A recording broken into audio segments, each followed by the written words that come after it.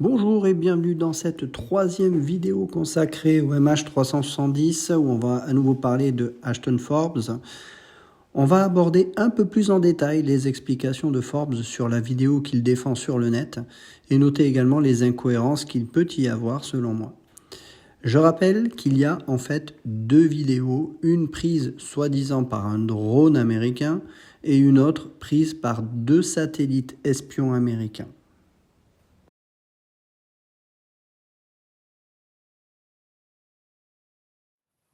So now I'm going to switch it over to the videos. I'll show the side-by-side version here. Now, what we're looking at in these videos, and we'll go into more in depth in a little bit, is we are looking at what appears to be a General Atomics MQ-1C Gray Eagle on the left. It has an advanced electro IR camera that is capable of using its software to add a thermal layer over the top of it. That's what we appear to be seeing here with the HUD data removed, potentially by the leaker. Alors on est ici sur la vidéo d'un drone. Alors pour Forbes, il s'agit d'un drone MQ-1C Gray Eagle. À première vue, je suis tenté d'être d'accord. La tête du drone que l'on voit sur la gauche semble correspondre. Cependant, la portion du fuselage que l'on peut voir est bien trop limitée pour en tirer une conclusion aussi évidente. Mais le public lambda est bien tenté de s'en remettre à ce qu'il affirme, surtout que la forme semble correspondre. La caméra serait une caméra infrarouge de type avancé avec une couche logicielle ajoutant une image thermique. Le côté avancé, j'en doute. Quand je regarde la résolution du capteur dès qu'il zoome dans les images que l'on va voir, je peux vous assurer qu'une caméra infrarouge a une bien meilleure définition sur un système militaire de ce genre. Je n'ai pas travaillé sur ce type de drone, mais il suffit de voir des images de capteurs infrarouges d'avions de combat même plus anciens, type pot de désignation que l'on a sur des F-16, etc., pour se rendre compte que l'on a des définitions qui sont bien meilleures que ce que l'on voit ici. Et en plus, ce type de caméra thermique n'est pas ce qui est utilisé dans le milieu militaire, où on va préférer des tons de gris, où les contrastes sont plus faciles à interpréter. This would indicate that the person who leaked these videos is familiar with the equipment and how to add this layer over the top of it, as well as removing the sensitive information that could compromise US intelligence. Pour Ashton, le fait que l'on ait ajouté une couche thermique à une image optique montre que la personne qui a fait fuiter cette vidéo est familière de ces systèmes, puisqu'il a notamment également enlevé des informations qui sont généralement affichées dessus, c'est-à-dire des informations, ce qu'on appelle de HUD, de positionnement, etc., pour ne pas compromettre le renseignement américain selon Forbes. Déjà, le simple fait de faire fuiter une vidéo d'un drone militaire est déjà une compromission du renseignement, si tant est que cette vidéo soit réelle. Donc déjà, l'argument de Forbes là-dessus, il est complètement inutile. Ensuite, la fusion d'une image optique avec une image infrarouge, elle se fait automatiquement sur certains systèmes. C'est déjà fait de manière logicielle. Ça ne veut pas dire que c'est l'auteur de la vidéo qui a fusionné lui-même ces images. Donc ça ne prouve absolument rien ce qu'il dit. On the right, we believe we're looking at the SBIRS system, Space-Based Infrared System. This system is capable and purpose is to track missiles, boats, planes, intelligence, and battlefield awareness. We believe these systems are connected by SIGINT, Signals Intelligence, which is a network that the intelligence community uses, that the military uses, to have data transmit between these devices that can build this 3D battlefield map using the SBIRS system. Ici, Ashton parle de la deuxième image, c'est-à-dire celle de droite, qui, selon Forbes, est une image infrarouge provenant d'un système satellite d'espionnage américain. Alors, Forbes nous embobine bien en nous parlant de SIGINT, pour nous faire croire qu'il visiblement il maîtrise le sujet. Alors le SIGINT, c'est quoi? C'est Signal Intelligence, c'est du renseignement par le signal, tout simplement.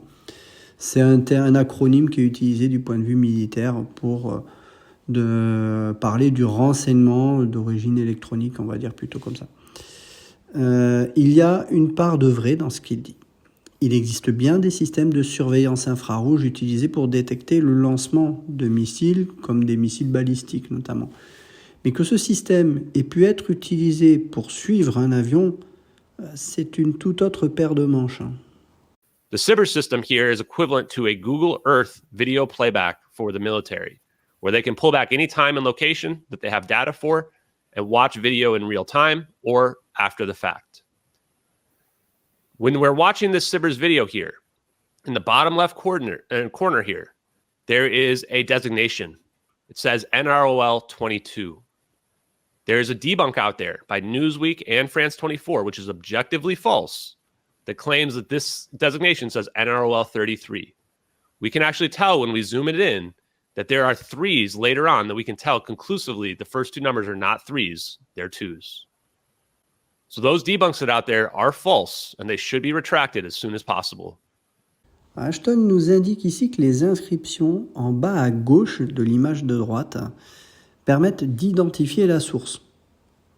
Il répond aussi à un debunk venant visiblement de Newsweek en disant que Newsweek se trompe sur le chiffre que l'on peut y lire. Je ne peux pas confirmer les propos des deux protagonistes. Certaines vidéos que j'ai pu voir ne font apparaître le texte que sur sa moitié inférieure, sans la moitié inférieure. Donc impossible de confirmer si on peut y lire un 2 ou un 3. Là-dessus, c'est un peu difficile à dire. D'autres comme ici, vous voyez sur cette image, ne sont pas suffisamment nets pour lire les chiffres avec certitude. Alors Forbes balaye vigoureusement ce debunk de Newsweek en demandant qu'il se rétracte le plus rapidement possible. Faut donc le croire, c'est lui qui détient la vérité. NROL 22 was sent up into space in 2006, and it may be the command satellite, one of the earliest ones in which this new SBIRS system was put into place. The coordinates move around when this perspective changes.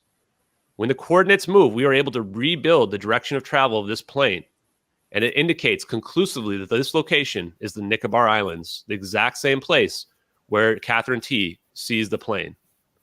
Alors pour Forbes, les données que l'on a en bas à gauche montrent également des coordonnées géographiques et ces coordonnées correspondent dans un secteur dans les environs des îles de Nicobar. C'est justement au nord-ouest de l'Indonésie, donc dans le secteur qu'on a vu dans la vidéo précédente où Katie aurait aperçu l'avion. Voilà, quel hasard. Je ne peux pas confirmer toutefois les dires de Forbes sur ce point-là. J'arrive pas forcément à lire suffisamment clairement ces coordonnées pour pouvoir les vérifier. Now let's go ahead and watch this video. We see the same exact thing in two different videos here. We can immediately see the smoke coming out of the back of the plane. Alors, les fumées sur l'avion. Personnellement, je n'y vois aucune fumée. Par contre, j'y vois des traînées provenant des moteurs. Alors, Monsieur Forbes peut dire ce qu'il veut, ce n'est pas de la fumée. Ce sont des traînées de condensation typiques d'un avion à haute altitude. Et cela prouve à 100% que l'avion n'est pas à basse altitude comme il le prétend. This must be smoke because these are cumulus clouds we see in the background. Cumulus clouds only form between 1,000 and 5,000 feet. We've also looked at the satellite data from NASA to see that this is accurate to the weather patterns that were actually there within 1 hour of this event. Attention, on va avoir droit à un cours météo de Forbes. Les nuages. Eh bien, il dit que les nuages que l'on voit sur les images du drone à gauche, ce sont des cumulus. Oui, je suis d'accord, ce sont bien des cumulus. Il dit aussi que ces nuages se forment entre 2000 et 5000 pieds. Je suis partiellement d'accord, même si les cumulus peuvent se former plus haut que ça, à 10 000 pieds. Il y a d'autres formes de cumulus qui vont même encore plus haut, notamment les altocumulus. Personnellement, ne sachant précisément pas à quelle altitude l'image du drone a été prise, bien, je ne peux pas déterminer s'il s'agit de cumulus à basse ou moyenne altitude. Et l'image soi-disant du satellite, qui est l'image de droite, ne me permet encore moins de le déterminer étant donné qu'on est sur une vue de haut. Alors dire que les images météo de la région prouvent qu'il y avait des cumulus dans la zone supposée de la vidéo, ça ne constitue absolument pas une preuve en soi de la zone dans laquelle on se trouve sur ces images. Contrails only form between 18,000 or 30,000 feet and above, so these cannot be contrails coming out of the back of the plane. The plane is far too low, as we can see from the side-by-side angle and from above. Les contrails, ce sont les fameuses traînées des moteurs dont j'ai parlé tout à l'heure. Les contrails, d'après ce que dit Forbes, se forment entre 18 000 et 30 000 pieds, même plus haut, d'après ce qu'il dit. Oui, je suis d'accord, cela dépend des conditions météo, de température notamment. Et donc pour lui, ça ne peut pas être des traînées des moteurs. Quel raisonnement totalement biaisé. En fait, il est tellement convaincu que cet avion est à basse altitude qu'il balaye totalement l'explication la plus cohérente. Lui, il y voit un avion plus bas. Là-dessus, je ne peux que pointer sa mauvaise analyse. I want to point out, we're not looking down in the satellite video here, or up. We're not looking up. We're looking down in this satellite video. And we can tell due to the formation of the clouds here. This is also not a daytime image. What we're looking at here is essentially a false composite from the computer program, something known as false color IR, where they're able to change the color scheme of the black and white to match what would be easier for a human to understand and be able to see. Ici, Forbes dénonce que certaines personnes ont pu dire qu'il s'agissait en fait d'une image de jour sur l'image de droite. Je rappelle que l'avion a disparu de nuit. L'image infrarouge peut donner, selon Forbes, une impression que l'on voit des images de jour. C'est en effet exact. Il est parfois difficile de savoir si l'image que l'on a est une image infrarouge ou une image une image optique.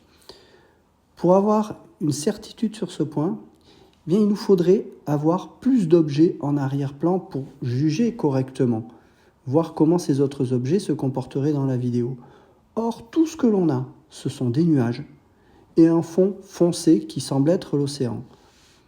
Ce qui m'interpelle, moi, c'est la couleur de l'eau que l'on a sur une image qui tire davantage vers du bleu, alors que sur de l'image infrarouge, on tirerait davantage vers du gris foncé noir.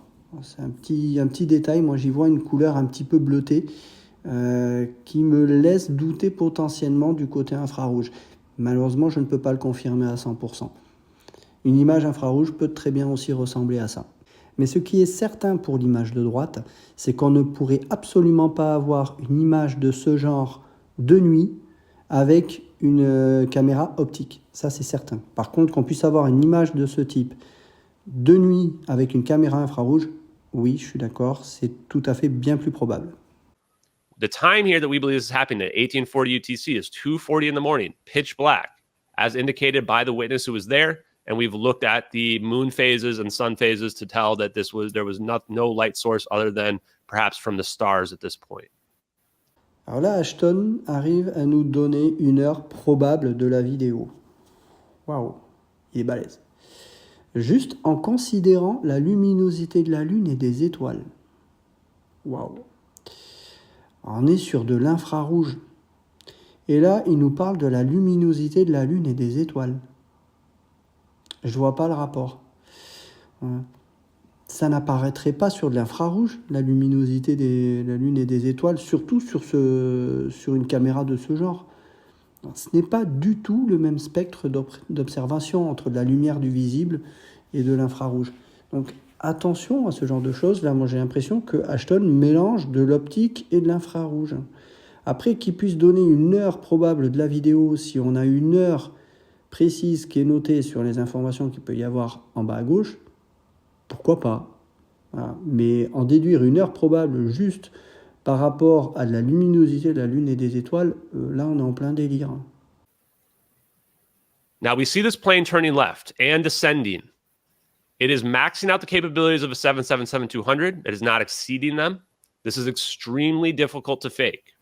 Alors oui, l'avion, le Boeing, paraît être en descente sur l'image comme on voit, puisqu'il commence en début de vidéo au-dessus du drone et après il passe à travers l'altitude du drone. Donc oui, je suis d'accord, même si on peut très bien avoir aussi l'autre cas, c'est-à-dire le drone qui est au-dessus, qui est en descente et qui passe sous le niveau du Boeing. Cela dit, je pense que le plus probable dans ce cas-là, c'est plutôt le Boeing qui soit en descente, puisque le drone, selon moi, a une vitesse relativement faible. Donc le croisement d'altitude, pour moi, est beaucoup plus rapide si c'est le Boeing qui descend. Donc, pour lui, c'est très difficile à reproduire ça dans un montage vidéo en incluant la vitesse de l'avion. Ah bon ? Rien de plus simple en 3D. En 3D, vous pouvez faire vos trajectoires, vous recréez vos vitesses. Vous placez la caméra où il faut et vous avez quelque chose qui est tout à fait cohérent en termes de déplacement et de vitesse. Rien de choquant. J'ai l'impression que ce Forbes n'a pas énormément de connaissances en matière de modélisation 3D. A visual effects expert claiming to be somebody who is the lead VFX expert on Top Gun Maverick said that whoever would have created this would have front ran their work by 4 years. And the most difficult time they had was trying to recreate the actual flight speed of the planes. They had to cheat it in that movie. So whoever would have done this would have been able to do a better job than them and able to accurately recreate the plane's flight speed and direction of travel, as well as knowing the location and the clouds in the area at that time. They would also have to do this between 4 and 72 days, basically making this an impossible feat to be able to recreate with this level of detail. Ashton nous cite ici visiblement un spécialiste des effets spéciaux qui aurait travaillé sur Top Gun Maverick. Voilà.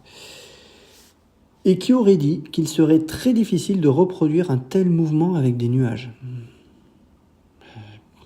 Je suis vraiment étonné parce que bien au contraire, c'était déjà très facile à reproduire déjà avant 2014. Et encore plus quand on regarde le nombre d'images par seconde de la vidéo qui est extrêmement faible. Donc je peux accepter une telle supposition si on avait affaire avec une vidéo dont le nombre d'images par seconde serait élevé. Là, on aurait plus de mal à cacher justement la supercherie, mouvement par mouvement. Or, vu le mouvement très saccadé de l'avion, on voit qu'on est sur un nombre d'images par seconde qui est limité, il va nous le dire après. Donc, même si la trajectoire et la vitesse sont cohérentes, eh bien, le nombre d'images par seconde est insuffisant. Il est impossible de voir les détails qui permettraient d'affirmer ce qu'il dit de façon aussi radicale. So very shortly into the video, we see an orb come flying in from the side of the screen here. This orb is coming in at roughly Mach 3 speeds, 2,000 miles an hour. We've estimated this based on the fact that these pixels of the orb are moving about 10 times faster than the plane's moving while it's on its turn and its descent at roughly 150 to 200 miles per hour. The orb appears to be completely ignoring gravity. It slingshots past the plane as if it was unable to target it at first, and then gets a better accurate target. It begins to circle on the side of the plane and then around the plane. On en vient maintenant au premier orbe, cette petite lumière qui arrive et qui tourne autour de l'avion. Il aurait une vitesse de Mach 3 selon Forbes, sur la base que le pixel en question se déplace 10 fois plus rapidement que l'avion. Cela dit, on ne connaît pas la vitesse du Boeing. Donc cette estimation de vitesse, elle est déjà à relativiser. Alors Forbes nous donne une estimation du Boeing d'une vitesse de entre 150 et 200 miles par heure. C'est une estimation que je trouve relativement basse. D'autant que si l'on considère que l'avion est à haute altitude, pour moi ces vitesses sont exclues, car bien trop faibles. Mais on l'a dit, Ashton, lui, pense que l'avion est à basse altitude. Donc il devrait plutôt prendre une vitesse dans une fourchette, alors je vais parler en nœuds, de l'ordre de 180 à 250 nœuds plutôt. Voilà, ça, ce serait plutôt des vitesses plus cohérentes à basse altitude. Donc il faut déjà prendre une vitesse, selon moi, un peu plus élevée. Un avion, un Boeing 777 qui vole à 150 nœuds, déjà, il ne vole pas à 150 nœuds sans qu'il y ait les volets qui soient sortis. Et là, on voit dans les images, il n'y a pas de volet de sortie. Donc l'avion, il ne peut pas être à 150 nœuds, ça c'est une évidence. Les manœuvres de cet orbe, ce qu'il dit, c'est que ça ignore complètement les effets de la gravité et des lois aérodynamiques connues. Si l'on admet que certains ovnis ont en effet été observés ignorant ces lois, on pourrait penser que c'est un ovni. Mais il faut aussi admettre qu'il est particulièrement aisé de créer un objet en 3D dans un montage vidéo qui a un déplacement qui ne respecte pas ces lois. C'est beaucoup plus facile à créer. Donc, il faut aussi regarder les deux facettes du prisme. La facette où potentiellement ça peut être un réel objet, mais ça peut être aussi un objet qui a été créé en 3D dans un montage. Et ça, le problème, c'est que Forbes, il ne regarde pas ce deuxième aspect-là. Pour lui, il ne regarde que l'aspect « oui, c'est réel ». Non, ça peut ne pas être réel. Il faut être ouvert à ça et il faut regarder les deux possibilités. The second orb is going to appear along the water a little bit next to where the plane is right now. It's going to shoot along the water and up through this cloud and join the second plane, or join the first orb. And the third orb will come in from the side of the screen, and they lock in to a triangle formation. And then they begin what appears to be a pattern that has purpose. Now, these orbs begin spinning and rotating around the plane, which to me would indicate that they are mapping the plane, tracking the plane, collecting data on the plane, preparing it for what's about to happen. Le deuxième et le troisième orbe. Beaucoup d'interprétations dans ce que dit Forbes sur ces orbes qui tournent autour de l'avion, qui selon lui poursuivent l'avion, puis le scannent pour préparer ce qui va arriver ensuite. C'est beaucoup d'interprétations. In the video on the left, we see that the plane moves out of field of view of the tracker. This indicates it's being manually tracked. It's not being automatically tracked by the drone operator. This is another detail that would indicate that the videos are authentic. If somebody were to fake the videos, they are not going to have the plane moving out of the middle of the view of the screen. Alors pour Forbes, le fait que l'avion soit sorti du champ de la caméra du drone, comme on le voit à un moment, il disparaît, on ne le voit pas parce que la caméra n'est pas au bon endroit, ça indique que la poursuite de l'avion a été faite manuellement par un opérateur. En fait, ça ne prouve rien en soi. C'est même surprenant de voir qu'une caméra militaire ne verrouille pas la cible qu'il suit. Toutes les caméras militaires ont un système de verrouillage. Ça donne au final une image qui n'est pas stable, avec des mouvements erratiques, qui ne permet à aucun moment d'avoir une image suffisamment nette de l'avion pour identifier clairement cet avion.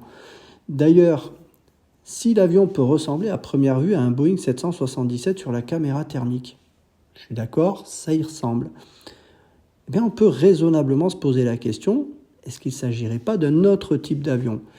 Et là-dessus, un petit détail m'interpelle sur la forme de l'avion, c'est la base de la dérive. Et elle me paraît un peu trop arrondie sur la vidéo thermique au point de me demander si ça ne serait pas aussi un Airbus A300. Quand on compare un Boeing 777 avec un Airbus A300, on voit la différence au niveau de la base de la dérive de l'avion. Et si l'on compare à l'image thermique, on peut se poser la question. De même que le moteur, bien la taille du moteur me paraît un peu trop petit pour un Boeing 777 qui a un énorme moteur. Sur ce point, difficile d'en être certain. Si on regarde aussi la pointe arrière du fuselage, là où se situe l'évacuation de l'APU, on voit qu'elle est assez longue en fait sur l'image thermique, mais c'est difficile de discerner clairement la forme de celle-ci sur l'image thermique. Donc, je ne prétends pas qu'il est formel que ce soit un Airbus A300, mais je pose juste la question et je n'ai pas la réponse. The user, the drone operator, actually zooms in at this point, and we'll see that the plane will come in with a much closer zoom perspective than it did before. When the plane gets to the clouds over here on the right, we will see the orientation of the orbs change. Now, notice there's a mouse as well here in the satellite video. This mouse actually indicates that the videos are authentic because this mouse has 24 frames per second, but the background is 6 frames per second. This is indicative of a Citrix session logged into an actual satellite database. The Citrix session is running at 24 frames per second. The satellite database, the Cibber system, is running at 6 frames per second because it's a wide field of view computer program being rendered in real time. We also can tell this because the mouse moves off the screen to the top left or bottom left and to the top right, indicating this is a cropped field of view of a much wider field. Alors là, Forbes confirme justement ce que je disais un peu plus tôt, c'est que l'image qui est en provenance du satellite, elle est à un taux de 6 images par seconde. C'est insuffisant pour faire une analyse correcte et précise de la vitesse de l'avion et des mobiles. Mais c'est surtout ici la souris qui attire l'attention de Ashton, car pour lui, ça montre que l'image, elle est bougée manuellement. Oui, et alors ? Qu'est-ce que ça apporte de concret ? Rien. Donc oui, c'est une vue qui est croppée, c'est-à-dire une vue zoomée. C'est évident. Quand on croppe, on perd aussi forcément de la netteté dans l'image. Donc on a une image qui est encore plus dégradée. The drone in early on was cropped out. So it's very possible other assets were also cropped out. And the person that was leaking this was trying to minimize damage to US intelligence. What they were trying to tell us is this is what really happened to the plane, because if we didn't see these videos, there's no way we would have ever figured this out. Alors Forbes nous fait remarquer que l'image étant zoomée, eh bien, on ne voit pas le drone qui serait dans les parages, qui croise justement la trajectoire du Boeing en virage. Et la raison donnée par Forbes est aberrante, soi-disant pour minimiser les dégâts sur le service de renseignement. Sérieusement, si la vidéo est bien réelle, elle serait déjà extrêmement dérangeante, même sans que l'on voie le drone. Donc, ça n'est pas du tout un élément sérieux comme raison, c'est même ridicule. And this is again why they would have put the coordinates in the bottom left. They could have easily excluded the coordinates or cropped them out. They wanted us to know the location because the whole narrative of going into the South Indian Ocean didn't even come out until March 13th, 2014. The receive date on the satellite video on the right is March 12th, 2014, one day before the narrative of the South Indian Ocean was even developed. Ashton remet en cause à présent les affirmations selon lesquelles l'avion aurait pris la direction de l'océan Indien. Un discours qui, ce qu'il dit, date du 14 mars 2014. Ben, ça n'est pas exact. Ce qui a été dit le 14 mars, c'est que les recherches se déplaçaient vers l'océan Indien. Mais la trajectoire de l'avion en direction de l'océan Indien, elle est connue en fait depuis le 2e jour. Et je vous invite à regarder les conférences de presse pour constater ce que je dis. On parle de recherche dans le détroit de Malacca, dans la mer d'Andaman, ce qui nous amène progressivement vers l'océan Indien. Donc ça n'est pas une surprise. Ce que l'on a, c'est la dernière position de l'avion qui est en direction de l'océan Indien. Donc il n'y a rien de surprenant à ça. La vidéo satellite aurait été reçue le 12 mars 2014, soit, disons, la veille du discours qu'il cite. Alors, à 2 jours près, on ne va pas pinailler. Donc pour lui, ça confirme qu'elle est réelle. Et surtout, ça confirme l'absurdité du discours officiel du 14 mars. Mais comme je l'ai dit, ce discours, il ne date pas du 14 mars. Il est même antérieur au 12 mars. Now, when they get to the clouds, we'll see the orientation of the pattern change. Here's as well in the thermal, we see a heat signature, the bottom of the plane. The most logical explanation right now for this is that there are 2 AC thermal vents here that are releasing hot air through the bottom of the plane here. And we can see the smoke trail already at the side of the plane very clearly in our thermal right here. Forbes nous décrit ici une forte signature thermique sous l'avion, qui serait de l'air chaud évacué par des évacuations qui sont situées sous l'avion. Oui, je suis d'accord, il s'agit d'air chaud provenant de ce que l'on appelle les PAC.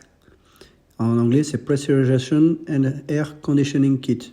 C'est le système de conditionnement d'air qui est à bord de l'avion. Pour expliquer simplement le fonctionnement, de l'air chaud est prélevé sur le compresseur haute pression des moteurs, un air qui est très chaud et à très haute pression. Le but est de pressuriser la cabine pour avoir une atmosphère respirable à bord pour les passagers et de fournir également une température confortable. L'air chaud passe par plusieurs échangeurs de chaleur pour donner la bonne température dans la cabine et l'air non utilisé, qui est de l'air extrêmement chaud, est rejeté dans l'atmosphère par des évacuations situées justement à cet endroit sur l'avion.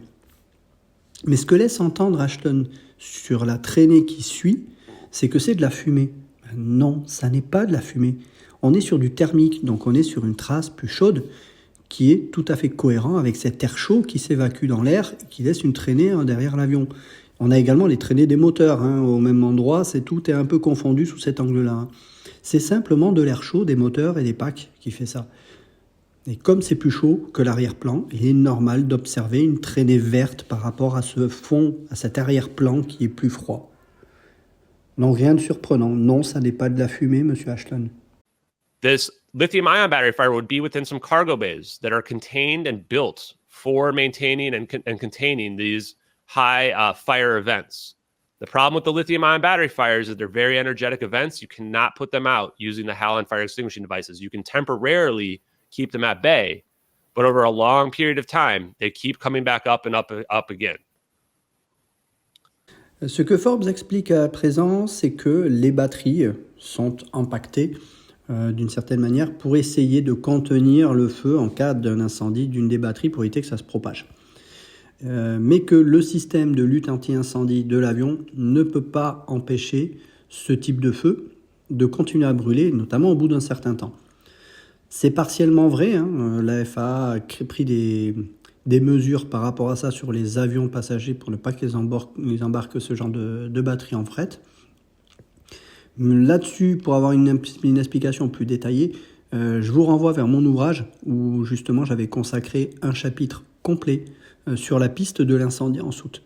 Ça serait trop long à expliquer tous les détails là-dessus. So now also there's another clue here. They zoom in, collect as much information as they can about what's about to happen, and then they zoom out right before our event is about to happen. This is going to indicate that they knew that event was going to occur. They were filming before the orbs even show up. The orbs are moving so fast, this plane cannot outrun them. So it's not a situation where they were trying to get away from these orbs. These orbs would have easily been able to keep up with them. This, in my mind, must be an operation. Alors la préparation du moment fatidique. Personnellement, je vois une image qui n'est pas du tout stabilisée. Comme j'ai dit, surprenant pour un capteur militaire, hein, qui a généralement l'habitude de se verrouiller sur des contrastes de l'image, donc des contrastes thermiques. Les images de ce genre de drone sont généralement bien plus stables, surtout quand on a un mobile qui se détache aussi bien d'un arrière-plan qui est froid dans ce cas-là. Ça fait vraiment caméra amateur. Comme l'image va être dézoomée, ce qui est une technique logique, quand on zoome trop, qu'on perd notre cible, mais on va dézoomer pour retrouver la cible avant de rezoomer. C'est une technique habituelle, j'ai fait pas mal de vidéos. C'est typiquement le genre de choses auxquelles on est confronté quand on zoome trop. Bien, là, on voit que l'opérateur sait qu'un événement, selon Forbes, hein, c'est ce qu'il dit, l'opérateur sait qu'un événement va se produire. Et donc, pour lui, c'est une opération. Alors, entendez par le mot opération, une opération militaire. Il va loin dans les suppositions, le garçon. Now, right here, I'll try to pause at the right moment. I missed it. The plane disappears. Completely disappears within the blink of an eye. The operator does not freak out. They do not begin to like rapidly look around anywhere left or right to find this plane. They just zoom out a little bit, casually go about their day, maybe sip their coffee, and then that's about it with that. On the video on the right, this actually, if you look at just this video, and this is not the original form of these side by side, they came separately. The operator who is looking at the Sibber system here zooms or scrolls over to the right to show us that this plane is not just hidden out of the field of view or anything like that. The smoke trail stops dead as in its tracks at the exact point where this zap occurs. This would indicate that it's not a cloaking that's happening here, because otherwise this smoke trail would just keep going and we just wouldn't see a plane there anymore. Le moment de la disparition. Comme par hasard, le dézoom permet de voir clairement la phase de la disparition. Au moins, le concepteur de la vidéo a fait en sorte qu'on ne rate pas ce moment passionnant. Sur l'image de droite, Forbes fait remarquer que la traînée de l'avion s'arrête brutalement à l'endroit où l'avion disparaît. Donc pour lui, ce n'est pas une dissimulation. Sinon, on ne verrait plus la traînée. Ça ne prouve absolument rien. Hein? Et surtout, ça ne prouve absolument pas que ce n'est pas un fake. The event that we saw here from the thermal is an endothermic event. It's cold. It's a black event. This may be why they leaked the second footage, because the first one's in a false color IR, so it looks white. It looks like it could be hot. But when we're looking at the thermal, we see the truth, that this is an endothermic event. Exothermic events are releases of energy. That would be a white-hot event, like any explosion that we would expect. But if it's an endothermic event, it's a cold event, an absorption of energy that's happening. There's no basis for anything that we know of from the scientific perspective to even fake something like this. There's no way a leaker or a hoaxer could even think of producing half of the stuff that we see on these videos. We also do not believe this is an annihilation event. It still could be, but it's very unlikely. The reason for that is that the energy has to go somewhere. Alors maintenant, Forbes nous parle de la couleur de l'explosion sur l'image thermique. Et cela montre qu'il n'y a pas de chaleur émise, comme c'est le cas dans une explosion, hein, forcément. Donc ce n'est pas, pour lui, c'est une explosion endothermique, c'est-à-dire une explosion avec une absorption de l'énergie, alors que généralement une explosion On expulse de l'énergie. En effet, mais cela ne veut pas dire que ce que l'on voit est réel. Et en effet, si il n'y a pas d'explication scientifique, comme il le dit, à ce que l'on voit là, mais la question qu'on peut se poser alors, est-ce que ce que l'on regarde est réel?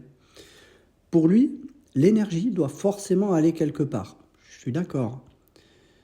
Mais si tout cela n'est qu'un trucage, plus besoin de se poser ce genre de questions. À aucun moment, Ashton n'essaie de se placer sous cet angle du trucage possible. Pour lui, ce que l'on voit est réel. Et il étudie cette image comme si c'était réel. C'est ça qui est dingue. The size that we see of this zap here, right here, is not big enough for E equals mc squared. Energy equals mass times the speed of light squared. Speed of light is a huge number, and when you square it and multiply it by the mass of this plane, this should have created an explosion large enough to destroy part of the planet. Think of the size of a nuclear bomb and scale it up to the size of a 777-200, which is massive. Maintenant, Ashton nous fait profiter de ses talents scientifiques en nous parlant de E égale mc2. Pour lui, l'énergie de l'avion, comprenez ici son énergie cinétique liée à la vitesse, associée à sa masse, aurait dû créer une explosion détruisant une partie de la planète. Waouh, là on va loin. Et il prend l'exemple d'une bombe nucléaire de la taille d'un Boeing 777 comme exemple. Là on est dans du scientifique, il n'y a pas à dire. So this would indicate that what we must be seeing here is some type of phase transition of the plane, where it is, in our minds, obtaining the properties of quantum and able to speed off at potentially light speeds or greater, faster than the frame rate can even catch it. And this also explains why we don't see the clouds get blasted away or we don't see the clouds get sucked in. This is not a black hole. It's potentially not even a wormhole. And that's why there's so little effect, although there is some effect on these clouds. When this zap goes off, it accurately illuminates these highly detailed clouds, which indicates that everything is real.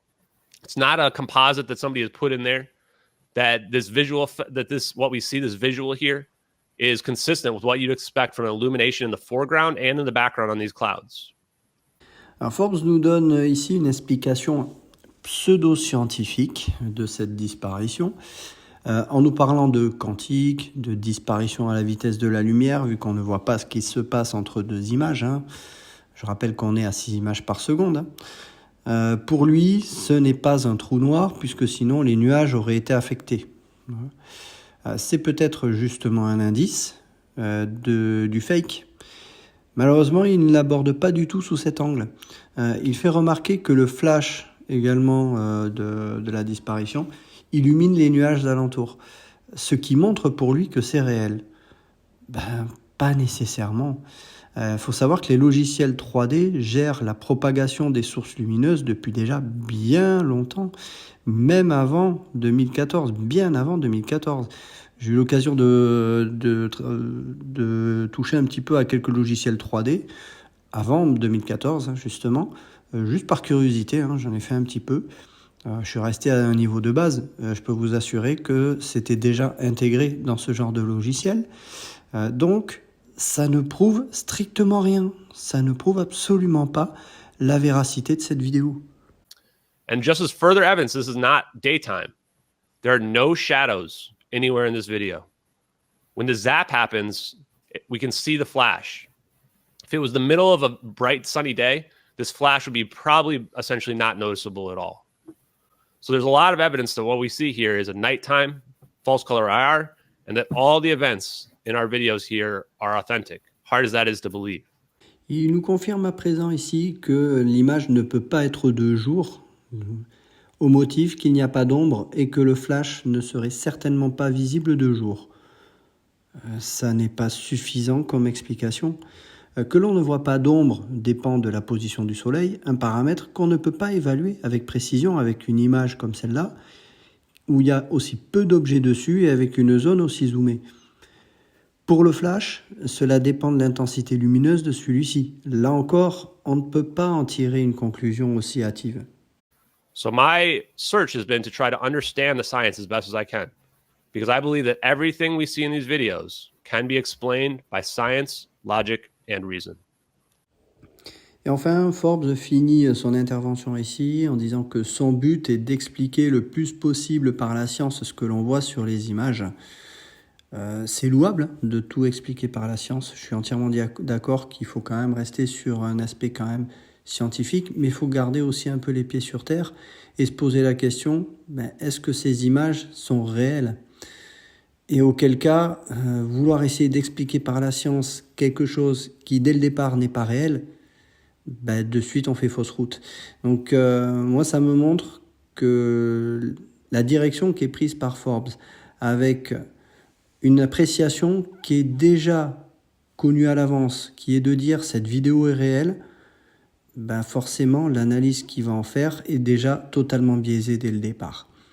Et c'est en ça que je veux vous faire ces vidéos-là, c'est de vous expliquer, attention quand vous voyez ce genre de vidéo, prenez du recul et ne foncez pas tête baissée avec une idée déjà préconçue de ce que vous voyez. Aujourd'hui, on a des possibilités de faire des montages vidéo d'un niveau qu'on n'avait pas il y a encore 30 ans. Donc, il faut parfois relativiser les images que l'on a. Et particulièrement ce genre d'images, parce qu'on n'a pas de recul, on ne sait pas d'où elles viennent. Même si, on le verra dans d'autres vidéos, Forbes a identifié la personne qui aurait fait fuiter ces vidéos. Là encore, on n'a rien qui permet de le prouver. Donc attention à toutes ces informations-là, ne les prenez pas pour argent comptant, prenez du recul, et surtout, posez-vous cette question, est-ce que ce que je vois c'est réel ou est-ce que ça peut vraiment être un fake? Il faut vraiment analyser ces deux cas. Le problème de Forbes, et ce que je reproche ici, c'est qu'on le regarde sur un seul prisme. Le prisme uniquement de cette vidéo est réelle et j'essaie de prouver que cette vidéo est réelle. Non, il faut aussi se poser la question, est-ce que cette vidéo n'est pas réelle? Et auquel cas, regardez des éléments qui nous prouvent qu'elle n'est pas réelle.